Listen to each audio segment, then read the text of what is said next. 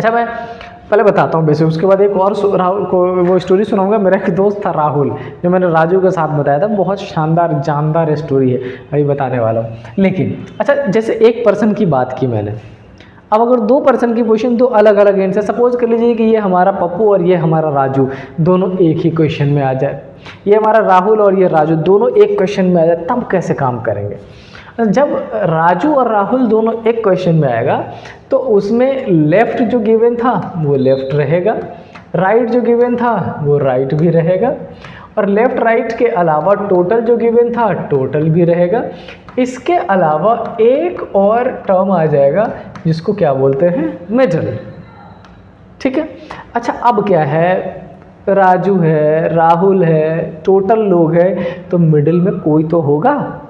अब आप अगर ये कंसीडर कर रहे हैं कि मिडिल में मैं था, बिल्कुल नहीं था। मैं इन दोनों के बहुत पीछे चला करता था। ये दोनों बहुत बुद्धिजीवी लोग थे। मतलब इनकी दिल्ली यूनिवर्सिटी में जब मेरी एंट्री हुई उस टाइम पे ये बाबा थे। एक जाकिर हुसैन कॉलेज में पापा का रोल निभाते थे, और एक नॉर्थ कैंपस में अलग ही दुनिया बसा रखी थी इन्होंने। दोनों बाबा थे। मतलब बहुत शानदार ज़िंदगी थी इनकी।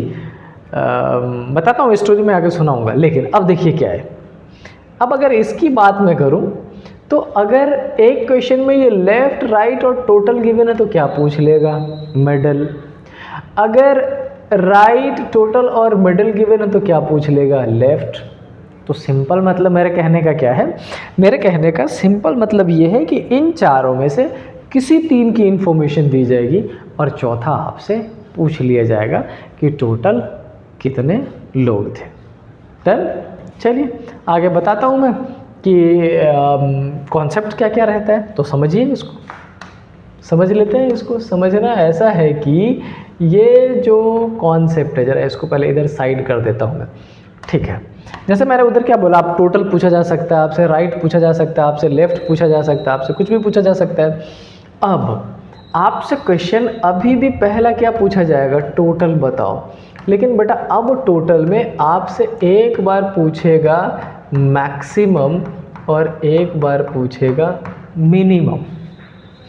उसके बाद टोटल के बाद आपसे एक और कॉन्सेप्ट पूछ लेगा, मिडल बताओ। अच्छा, जब मिडल आ जाएगा तब आपसे क्वेश्चन पूछ लेगा क्या, एग्जैक्ट मिडल बताओ। मुझे कुछ स्टोरीज याद करके मतलब ज़बरदस्त हंसी आ रही, बट मैं पहले ये पढ़ा दूँ उसके बाद बताता हूँ। एग्जैक्ट मिडल बताओ, तो हमने टोटल बता दिया, मिडल बता दिया, एग्जैक्ट मिडल बता दिया। एग्जैक्ट मिडल के बाद एक टर्म यूज़ किया जाता है जिसको क्या बोलते हैं, एक्सचेंज। आपसे एक्सचेंज या इंटरचेंज कई बार वर्ड यूज़ कर लिया जाता है। एक्सचेंज और इंटरचेंज बोथ आपसे पूछ लिया जाएगा, इंटरचेंज और exchange.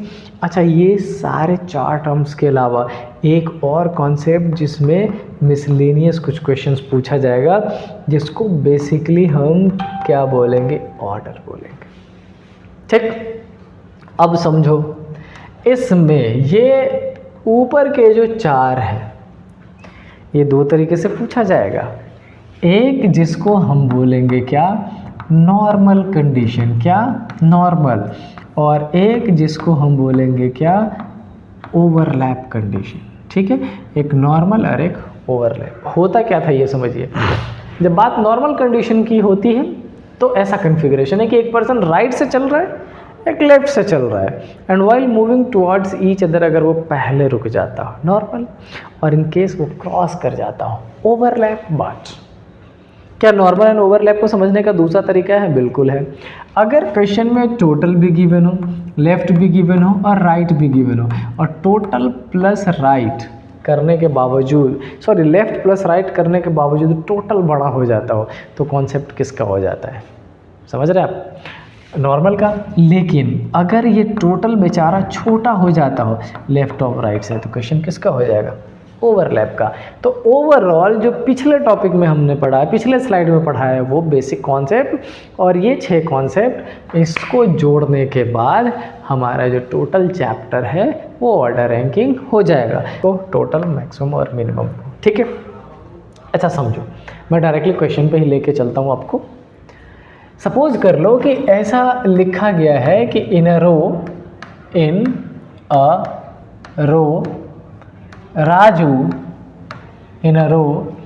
Raju is on 20th position from कितने, कहाँ से, राइट से, from right. In the same row ये जो राहुल है, Rahul is on 30th position from कहाँ से, लेफ्ट से। तो एक की पोजीशन कहाँ से, राइट से, एक की पोजीशन कहाँ से, लेफ्ट से। In the middle of the sea, in between these two, in दोनों के बीच में, राहुल तो लिख दिया मैंने, राहुल और राजू के बीच में there are 5 persons in between them। किसके बीच में, राहुल और राजू के बीच में 5 लोग थे। तो अब क्वेश्चन पूछा जाएगा, let me know the maximum as well as minimum person in the row. Question का सेगमेंटेशन ऐसा रहेगा। मैं आपको एक बार लैंग्वेज अच्छे से बोल के समझा देता हूँ, ताकि एक तो पता है हमारे कुछ बच्चे हैं जिनकी पसंद की वजह से ये लिख के पढ़ाना पड़ता है, पीपीटी नहीं बनाता हूँ क्योंकि उनको पसंद है ऐसा, इसलिए। अदरवाइज़ ये हमारे लिए थोड़ा इजी हो जाता है पीपीटी बना के पढ़ाना। क्या लिखा है, in a row Raju is on 20th position from right and Rahul is on 30th position from left. If there are 5 persons in between them, then find the maximum and minimum person in the row। ऐसा configuration है। इसको मैं short trick चाहूँ तो बता दूँ, लेकिन मैं चाहता हूँ पहले डिस्क्रिप्टिव समझ लो तब शॉर्ट ट्रिक। अच्छा, मैंने जो आपको कन्फिगरेशन बताया था उसमें मैंने अभी आपसे बताया कि एक पर्सन राइट से चलेगा, एक पर्सन लेफ़्ट से चलेगा, लेकिन अगर एक दूसरे के पहले रुक जाए, सपोज कर लो एक यहाँ से चला, एक यहाँ से चला और एक दूसरे के पहले रुक गया, देखो लाइन थोड़ा क्रॉस हो गया, अंडरस्टैंडिंग बना लीजिएगा। ये पोजीशन है राइट से राजू की, राजू भैया इधर है और इनकी पोजीशन है 20, और ये हमारे हैं जनाब शेर खान राहुल और इसकी पोजीशन है 30, और इनके बीच में 5 पर्सन। अब आपसे जब टोटल पूछ रहा है तो बेसिकली आपसे ये कह रहा है कि आप यहाँ से यहाँ तक बताओ टोटल पर्सन कितने हैं, ये कॉन्सेप्चुअल है। तो सुनो, यहाँ से राजू की पोजीशन कितनी है 20, बीच में कितने पर्सन 5, और राहुल की पोजीशन उस एंड से कितनी है 30, और अगर इन सबको ऐड कर दे तो कितना हो जाएगा 55। अगर मैं आपको शॉर्ट ट्रिक भी बताता, क्या बताता, मैक्सिमम फाइंड करने के लिए, तो मैं आपको क्या बोलता, मैक्सिमम मतलब total equal to left plus right और प्लस मिडिल, मतलब जितने भी टर्म्स गिवन है अगर सबको ऐड कर दें तो आपका करेक्ट आंसर आ जाएगा। वही हो जाता है maximum left plus right plus middle. Done. I hope ये समझ लिया होगा आपने। ये बहुत मुश्किल नहीं, बड़ा सिंपल सा है, इसमें ज़्यादा टाइम ख़राब नहीं करते हैं, आप कर लोगे इसको। अब जो इम्पॉर्टेंट मुझे समझाना है वो बेसिकली इसको यहाँ कर देते हैं, ठीक है। अब मुझे समझाना है मिनिमम। अच्छा, मिनिमम क्या है ये समझिए।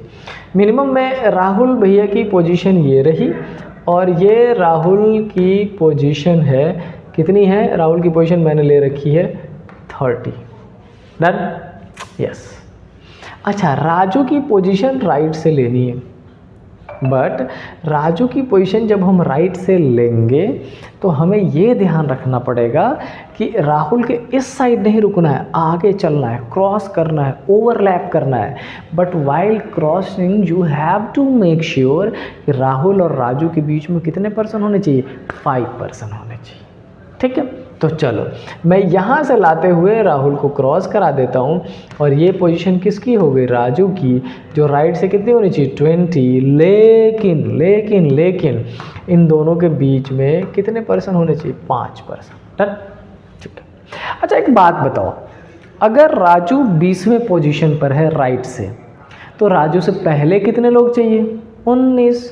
मैं अगर 10वें पोजीशन पे होता राइट से तो मेरे से पहले कितने, 9। क्यों, क्योंकि मेरा रैंक ही 10 जब आएगा जब मेरे से पहले 9 लोग हो जाएंगे। तो चलो कर लेते हैं। अब अगर इसके पहले 19 चाहिए तो 1 2 3 4 5 6 तो यहाँ हो गए, इसका मतलब 13 पर्सन और अरेंज करना पड़ेगा। डन।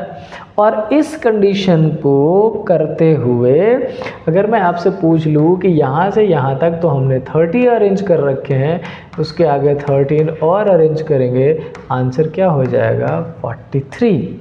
और इसको प्रूफ करने के लिए अगर मैं आपको शॉर्ट ट्रिक बता दूं तो शॉर्ट ट्रिक इसका मतलब जब आपसे पूछा जाता हो मिनिमम, आप क्या करोगे, left plus right minus middle -2।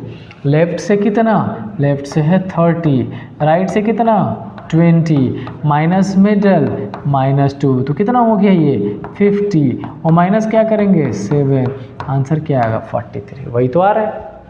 तो चाहे डिस्क्रिप्टिव या फॉर्मूले से कोई फ़र्क नहीं पड़ता है, पैटर्न सेम रहेगा, क्वेश्चन आपको हमेशा सेम मिलेगा।